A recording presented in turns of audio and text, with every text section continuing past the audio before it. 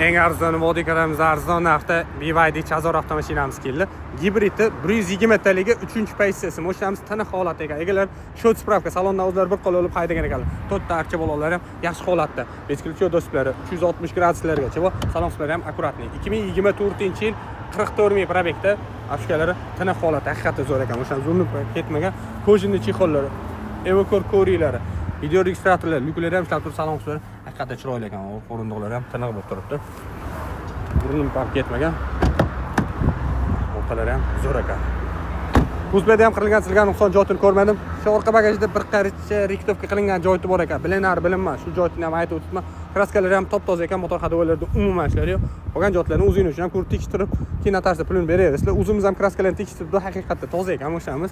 Bu mashinamiz Genda Versafon xohlagan hujjat bo'ladi. Orqalarda 7 kvadratli zaratnilargacha beraman dedilar. $17,900 ga bera olamiz.